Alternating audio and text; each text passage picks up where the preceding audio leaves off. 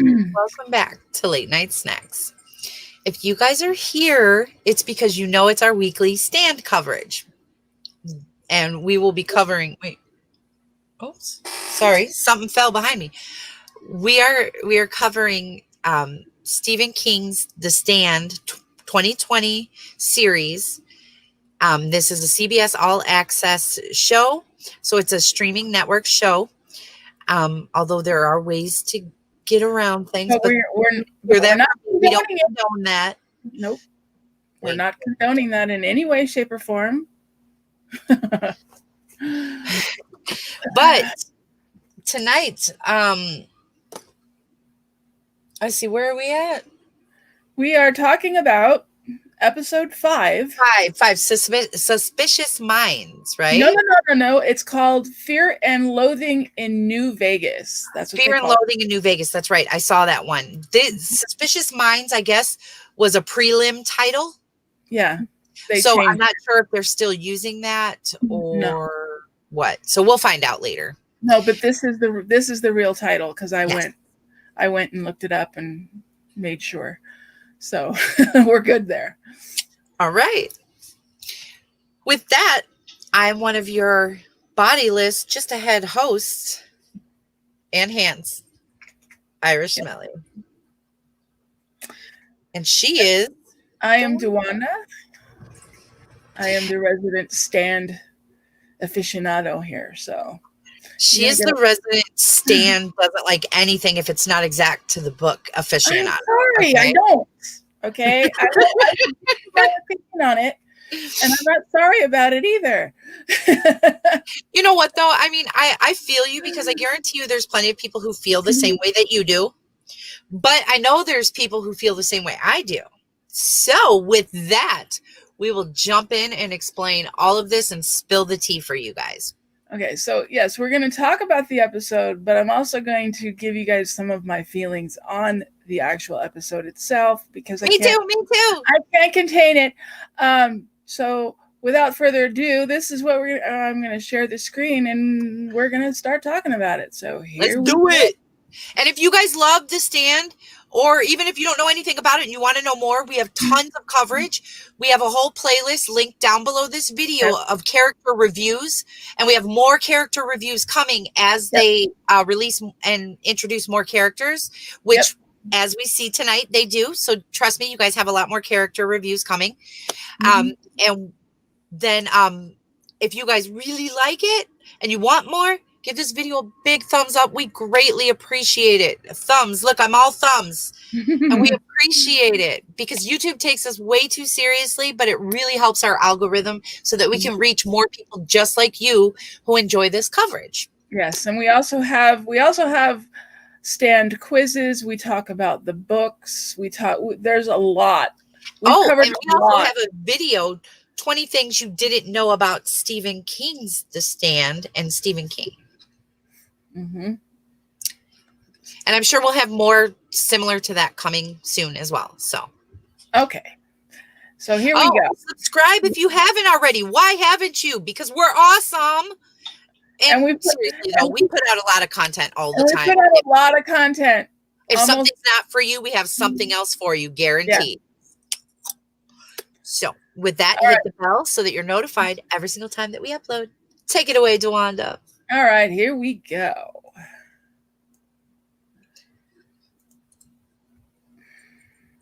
So we start. We're introduced to where Dana went. We know the 3 spies left to go to New Vegas, and we open with seeing Dana and what Dana's doing in New Vegas or at New Vegas, whatever you want to say. Dana is in this scene alone. Dana is currently working on the power station in the Hoover Dam in Las Vegas itself. That's where they get her. So she's like inside the Hoover Dam doing welding work and whatnot. Which is basically what she was doing back in Boulder. That's what she was doing there. She was, welding and machines and things like that. So it's like she just stuck with her trade, which makes sense. Right. And then we have Julie Laurie is back. Who we were introduced to, wasn't it last episode? Yes, it was last episode. Yes, we were introduced to her. So for those of you who don't remember, she was the one with the shotgun that ran Tom and Nick out of the warehouse. Right. And now she's basically part of Lloyd Henry's harem of women. Yeah, but she's like his main woman. She's his main queen. He just messes around with other women. And why? Because it's hedonistic, and because, you know, this is New Vegas, which is their version of hell. So they can do what they want, how they want. Well, it's not necessarily their version of hell. It's their version of happiness. This is happiness, exactly. As they say it's their heaven. Right. And it's interesting because we see this, and like then we're introduced to the New Vegas, and we see what it looks like, what's going on, and you see just nakedness and sex and drugs and just alcohol and just everywhere, you know what I mean? And right away, the first thing you feel, if you know anything about the Bible, not that I know a whole lot, so I'm not claiming to, so don't come at me, but I did grow up in kind of religious family. Well, my extended family was, so I know a little bit about it. And the first thing that I saw though was Sodom and Gomorrah. That's the first thing you notice, because you already know, based on this story, this is a biblical type of story, because we know that God has spoken to Mother Abagail. And we know Randall Flagg is the dark man. They don't say the devil, but they do say the dark man. He goes by names. He goes by the dark man, the walking dude. He goes by a bunch of different names. But his main name is Randall Flagg. So so Julie comes down to meet Dana, because Dana's been asking questions and wants to meet Flagg. Well, and she's been asking way too many questions, and probably to the wrong people. Yeah, because she's not very subtle. That's why I have an issue with her, because she's not being very subtle at all. There are people that actually like her. I have to agree with you there. It did seem like she was a little pushy. She was a little hard. Like she should have softened herself a little bit, and, you know, just she should have taken a little bit more time. As we find out, the judge is, you know, on the outskirts of town still. And in the actual book, she Dana actually has a relationship with Lloyd. Okay. It's Lloyd doesn't have a relationship with the other girl. It's flipped. They flipped it. Okay. But it's not a bad flip. It makes sense with the story. They made it work. I would have liked more time with Dana. Yeah. In Vegas. I agree. Because her time was rather short-lived. And then, so she's asking questions. And so Julie and Lloyd come down, and they say, all right, well, you know, you're going to come with us. You want to meet the man? You're coming with us. You've basically intrigued the man. You've intrigued the man, and he wants to meet you. So yes, Lloyd goes down there and says that Flagg wants me to come and get you out of here and show you a good time and show you what we're all about, and eventually you're going to get to meet the big man. And now we get our first overhead shot right back there of I love New this Vegas. scene. I know. And we get the very first shot of New Vegas, and you can barely see it's one of those blink and you'll miss it scenarios. You can actually see Tom on his bike. Oh, really? Yeah, you can. It's very, very quick. You can actually see Tom on his bike. Okay. Even I missed that, and I got a pretty observant eye. Okay. Good catch, DeWanda. Thank you. And then we go to the scene with Tom. And Tom is just arriving in New Vegas. Yes. And this is the interesting... they're into all this debauchery, but they have to be all organized about where everybody's going to be organized and going. What is up with that? I don't get it. It's like, why do you care so much? Why do you care so much about but it that? makes sense.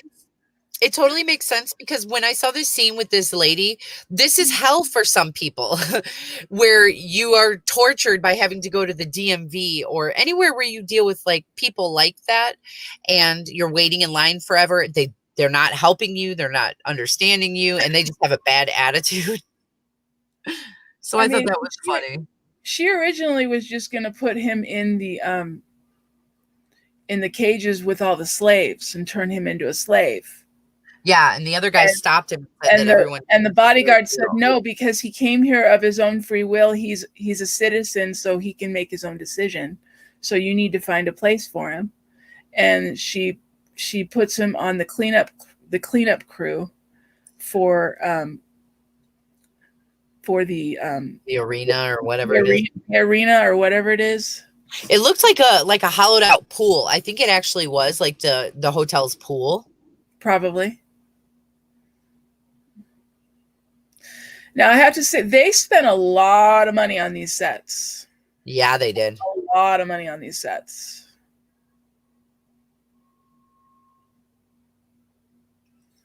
Are we trying to get it to play, or are you just trying to get it to... I'm trying to get it to do anything. Here we go. I'm just trying to get to another shot. I got it. So now they're walking through the casino. And of course, Dana's still asking a bunch of questions. When do I get to meet Flagg? Is this the top floor? Where are we going? It's like, Dana, yeah. She's like, I thought we were going to the top. And he's like, as far as you're concerned, this is the top. Yeah. That's why came across very suspicious. Yeah, well, she was being way, way, way, way too pushy. Yeah. She was supposed to be a lot more subtle than she was. I mean, as we get further into the episode, you realize that Flagg already knew that she was coming.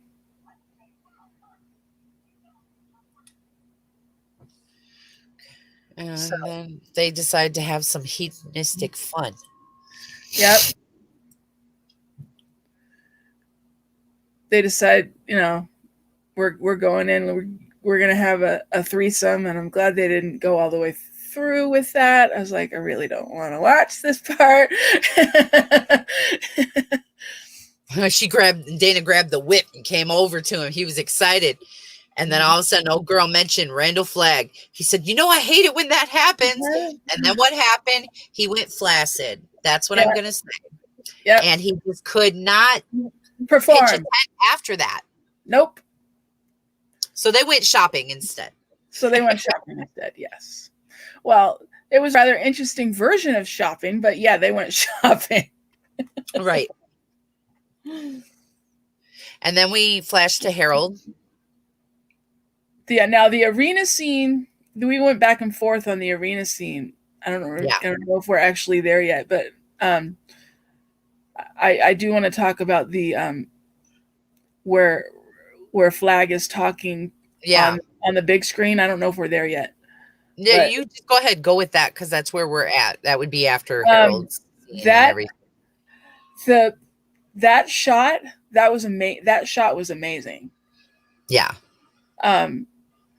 The way that they did that, because Skarsgård, his presence is so, it's very subtle, but it just gives you the heebie-jeebies without, he doesn't have to overdo it. It's something that runs in the damn family, man. King found the magic and kept the family in it. I know. That is actually an exquisite scene. I only like the part on the big screen where he's making his speech, but then he turns his head and looks right at Dana.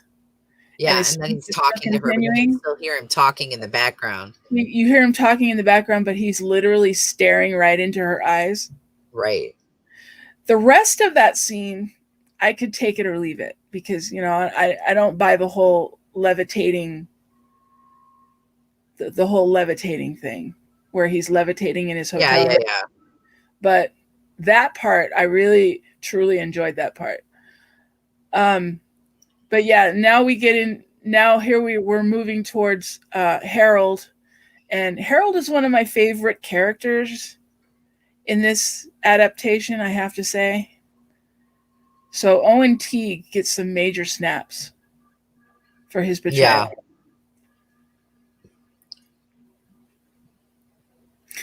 So he's with Nadine, and they're getting cleaned up after the whole incident with Teddy. With Teddy, yeah. Because that's where we find out what they think happened to Teddy and what they did with him. Yeah, because remember I had talked last week. It was like, how are they going to handle that? Now we're going to find out how. Right. So they took his body and they put him in the amphitheater and made it look like a suicide. That he shot himself in the chest. And apparently you can do that, although I've never known of that to happen, but I guess, I could be wrong. I've heard of it because people have tried to do it and aim for the heart, Yeah. So, I mean, I can see it happening, but regardless, it did seem a little odd.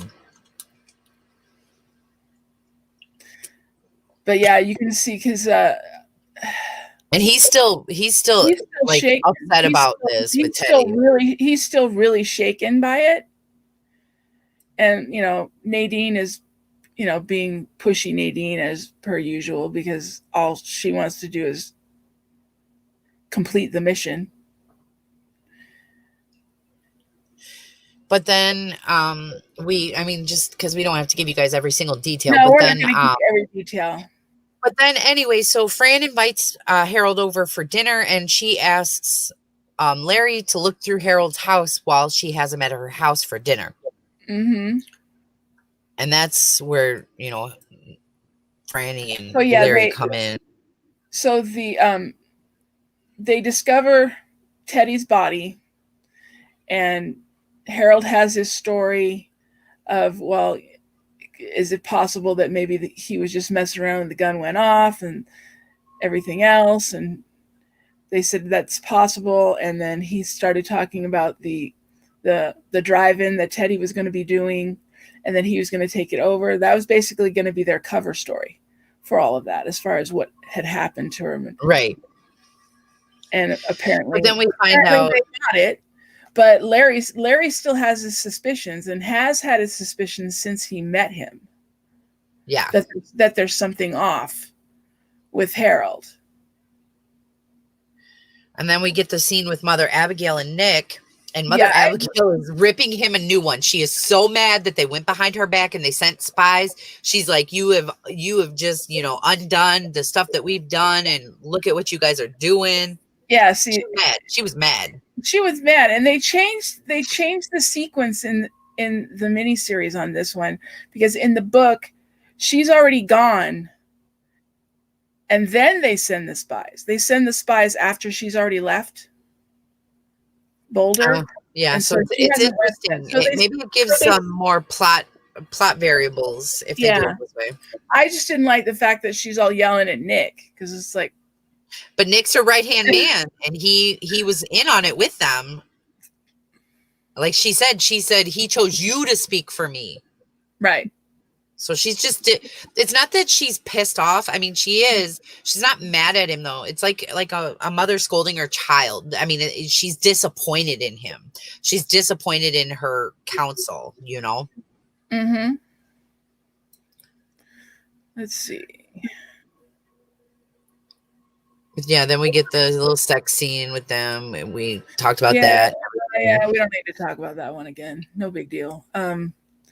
And they're going into the fight. And this is where I talked about the billboard, which I love that. And this is where Dana sees Tom. Yeah. Because Tom is on the crew that cleans up the bodies and, whether they're alive or not from the arena. And she notices him, and Julie points him out to Dana and tells her the story about how she met him and Nick. Right. And then Dana eventually sees Tom because she goes down to where Tom is working to meet him, and she gives him a note. She says she's looking for a bracelet, but she gives him a note. And on the note, yet again, just like we heard from Teddy, it says run. That's it. And of course, Tom can't read it.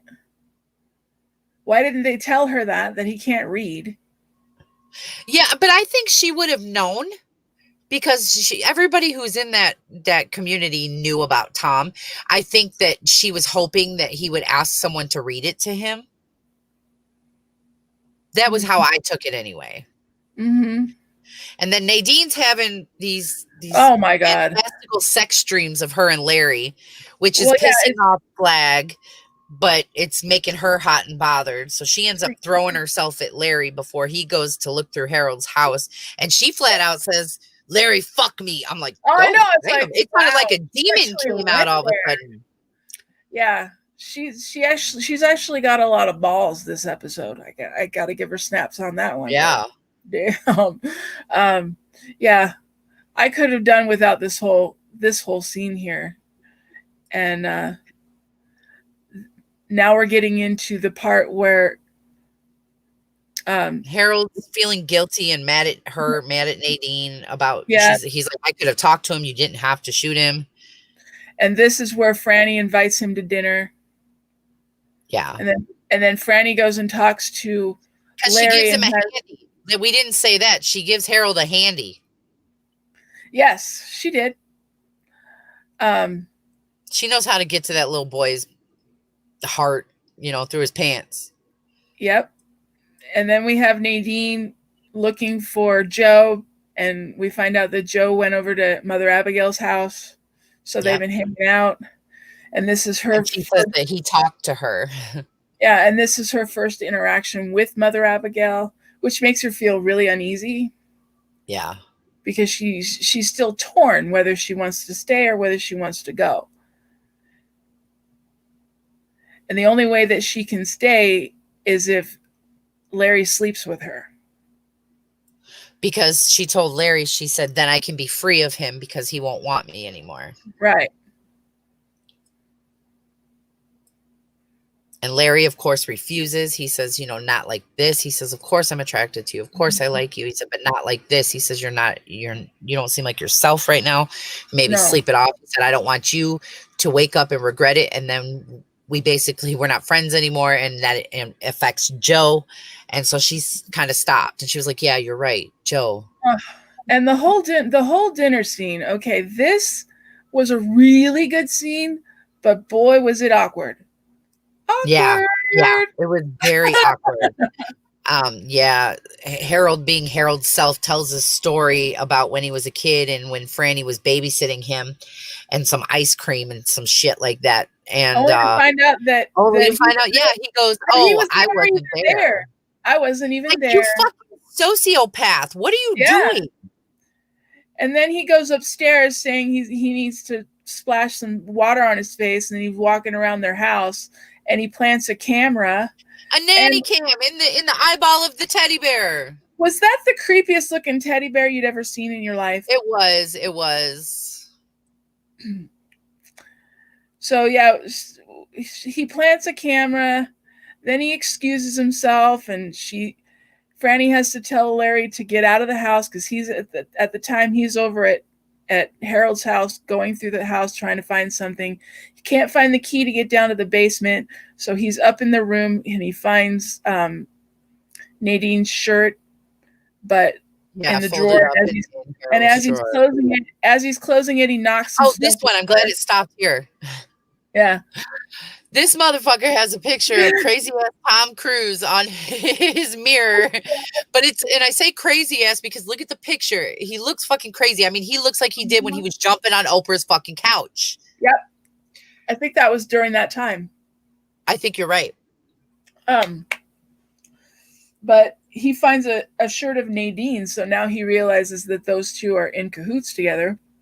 Right. And then Frannie gets a hold of him to get him to come back. He closes the drawer and knocks the chess pieces over and tries to put it back. And she tells Harold, and I need to point this out. I know you're not the biggest fan of the Fran character in this series. The actress anyway. I don't mind her, but this episode just really got to me because this scene, the whole dinner thing, she's so bland and just blah. And I mean, I get that she's worried. I get that, but it just seemed like she wasn't even trying to make it believable. No.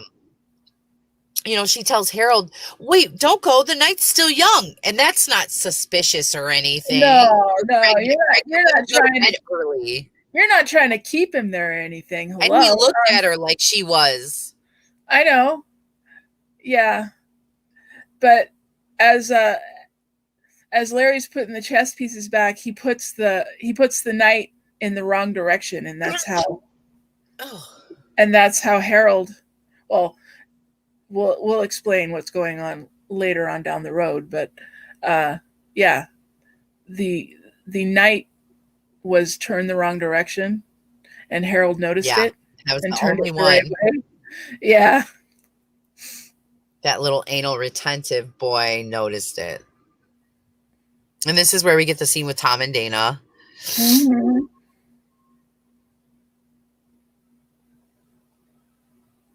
And now we get to this scene. This is when Randall brings Dana to his suite and just her. And I love how he's drinking a glass of milk because it's good for your bones. Yeah. I'm like, even the devil knows. Even the devil knows. His little subtleties. I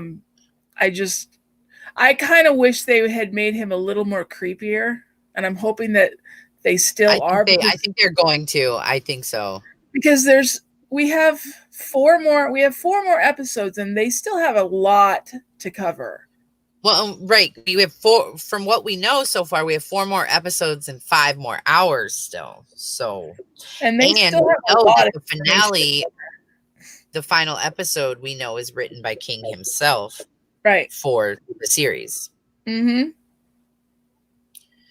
So yeah, so basically Randall tells Dana, "I know you're a fucking spy. I know you're here, bitch. I know you're spying on me. And I know about that old lady out in the desert who's been hanging back for too long, for days now." He goes, "That's not obvious. But I need to know who's the third spy, because he can't figure out who the third spy is." He said, tell me. And she goes, "So you don't know. And I bet it's fucking driving you insane."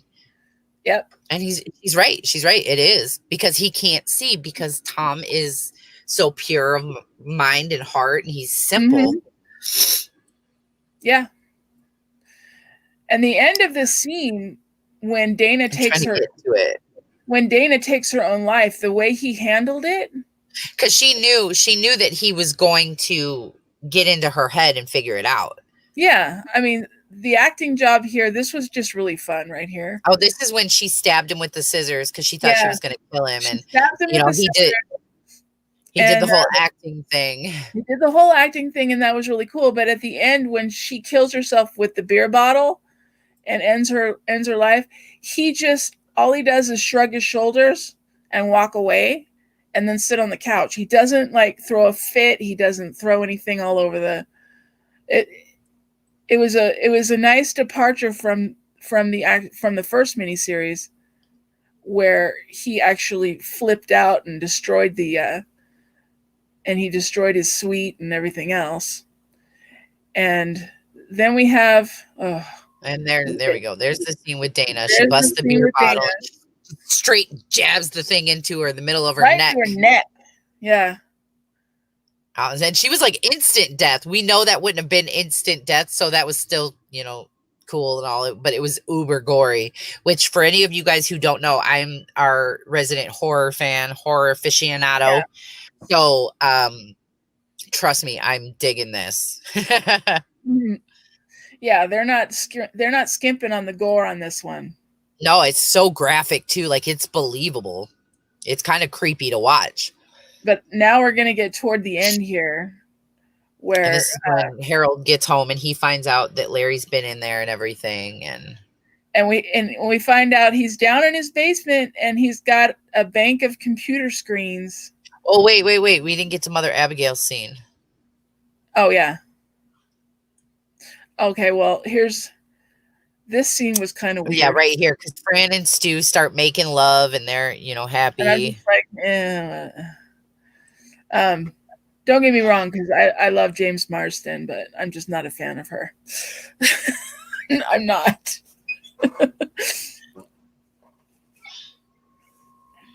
Come on, get to it. Not them making love, but Yeah, we don't need to watch that. This is where we see the teddy bear right here off to the side, and we see that it's got little button eyes, and one of them is a camera. That is a creepy ass teddy bear, dude. Okay. So yeah, they get a phone call that Mother Abagail. There's the creepy teddy bear. That is a creepy ass teddy bear.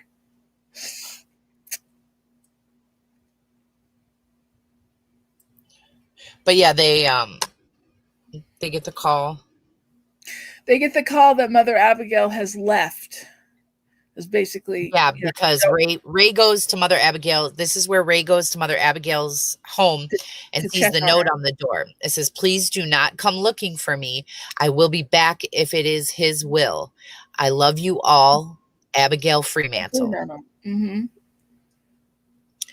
And she went on. She went on. Yeah, she went on her merry way. She went on her merry way. And then we get the shot, but before she left, we get the shot of her and the wolf, where she's asking God, "What's my purpose? I need purpose. What should I do? What do I do next? Give me a sign." And suddenly the wolf is in front of her, like snarling at her, and then goes to snap at her, and that kind of ends the scene. Right. And then we see creepy ass Harold here. Now we have creepy ass Harold.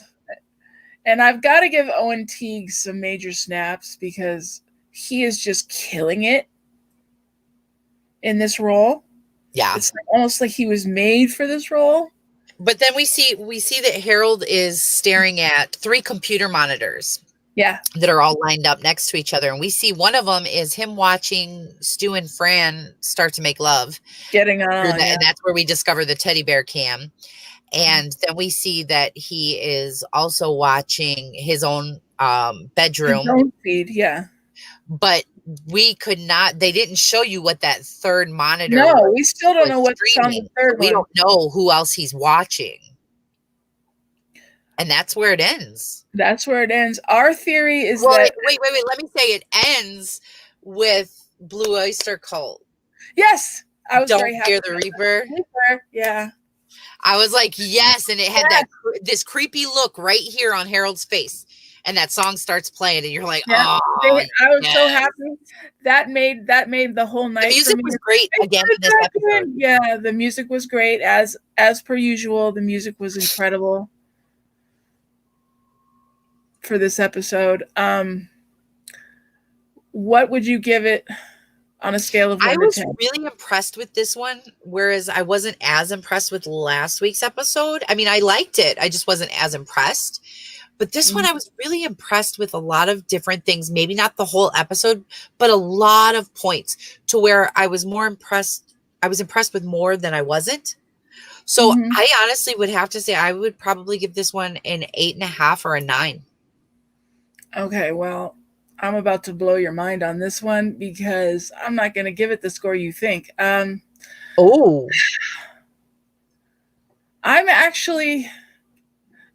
going to give this one a 6. Okay. On my scale. It's a little more than half. Not bad. But I'm a tough critic, and you know why I'm a tough critic. Yes, I'm I do know. Very tough critic when it comes to this topic. So just so you guys know, we will be back next Thursday with more stand coverage for you guys. We will have episode 6. And until then, look down below, go to the character review playlist, watch those, hit the bell, hit subscribe if you haven't, and hit the bell, because we're putting out more character reviews soon. So we'll be putting out more. And plus we have lots of other coverage. If the stand isn't your thing, maybe it's AHS, maybe it's RuPaul, maybe it's This Is Us. You don't know. We cover a lot of different stuff. Maybe it's just mystery boxes. We do that too. So With that, I have been your host, Irish Melly, along with Tawanda. we love you. We love you for being here. Be kind to yourself and be kind to someone else. Bye. All right, we'll see you in the next one, guys.